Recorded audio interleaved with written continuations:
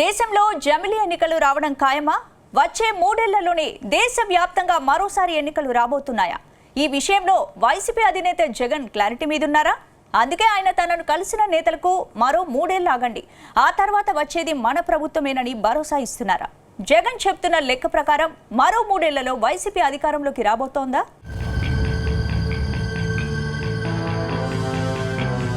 దేశమంతటా 5 ఏళ్లకు ఒకసారి ఎన్నికలు జరుగుతాయి. ఈ ఎన్నికల్లోని తమ నేతలను ప్రజలు ఎన్నుకుంటూ ఉంటారు. ఈ ఎన్నికల్లో అధికారంలోకి వచ్చిన పార్టీలు 5 ఏళ్ల పాటు ప్రభుత్వాన్ని ఏర్పాటు చేస్తున్నాయి. కానీ ఈసారి మాత్రం 3 ఏళ్లకే ఎన్నికలు ఖాయం అనే టాక్ వినిపిస్తోంది. అందుకు కారణం దేశవ్యాప్తంగా జమిలీ ఎన్నికలే. తాజాగా జమిలీ ఎన్నికలపై వైసీపీ అధినేత వైఎస్ జగన్ పదే పదే ప్రస్తావిస్తున్నారు. మరో 3 ఏళ్లలో వైసీపీ ప్రభుత్వం తిరిగి అధికారంలోకి వస్తుందని చెబుతున్నారు. ఇప్పుడు జగన్ చేస్తున్న కామెంట్స్ అటు పార్టీలోనూ ఇటు ఏపీలోనూ హాట్ టాపిక్గా మారాయి.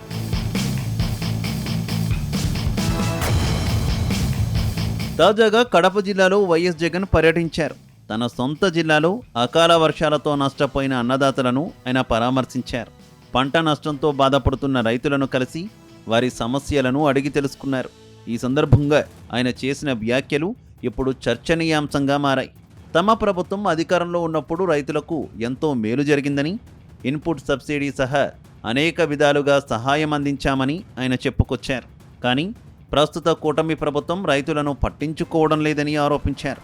అంతేకాదు వైసీపీ నేతలు ఓపిక పట్టాలని, మరో 3 ఏళ్లలో వైసీపీ ప్రభుత్వం తిరిగి అధికారంలోకి వస్తుందని జగన్ అన్నారు.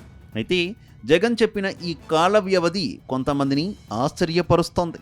ఆంధ్రప్రదేశ్లో 2024 మే నెలలో ఎన్నికలు జరిగాయి. జూన్లో కొత్త ప్రభుత్వం ఏర్పడింది. సాధారణంగా చూసుకుంటే తదుపరి ఎన్నికలు 2029లో జరగాలి. మరి జగన్ 3 ఏళ్లలోనే తమ పార్టీ అధికారంలోకి వస్తుందని చెప్తున్నారు.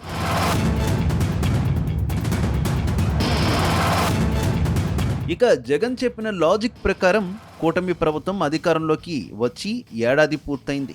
ఇంకా ప్రభుత్వానికి 4 ఏళ్ల సమయం ఉంది. ఈ లెక్కన 2029కే ఎన్నికలు రావాలి. అయితే ఆయన చెప్పిన కాల వ్యవధిని బట్టి చూస్తే 2028లో జరిగే జమిలీ ఎన్నికలను ఆయన ఊహిస్తున్నారా అన్న ప్రశ్నలు తలెత్తుతున్నాయి. జమిలీ ఎన్నికలు అంటే పార్లమెంట్, అసెంబ్లీ ఎన్నికలు ఒకేసారి జరగాలి. దీనికోసం రాజ్యాంగ సవరణలు అవసరం. ప్రస్తుత పరిస్థితుల్లో బీజేపీ సహా ఇతర పార్టీలు ఈ విషయాన్ని తీవ్రంగా పరిగణించడం లేదు. తెలంగాణలో గెలవాలని భావిస్తున్న బీజేపీ కూడా 2028 వరకు వేచి చూడాలని అనుకుంటోంది.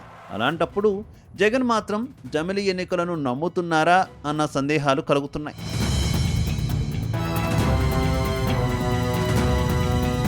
మొత్తం మీద జగన్ చెప్పినట్టుగా ఒకవేళ బీజేపీ నిజంగానే జమిలీ ఎన్నికలను చేపడితే ఆ సమయంలో ఆంధ్రప్రదేశ్లో ఎన్డీఏ గెలిచేలా చూసుకుంటుందా అన్న చర్చ కూడా జరుగుతోంది. మొత్తానికి జగన్ 2029లో తమ పార్టీ తిరిగి అధికారంలోకి వస్తుందని చెప్పడం బెటర్ అని భావిస్తున్నారు. కానీ 3 ఏళ్లలోనే ఎన్నికలు జరుగుతాయని అనుకోవడం లెక్కల పరంగా కాస్త తేడాగా అనిపిస్తోంది. చూడాలి మరి. జగన్ లెక్కలు తేలాలంటే మాత్రం మరో 3 ఏళ్లు ఆగాల్సిందే అంటున్నారు పొలిటికల్ పరిశీలకులు.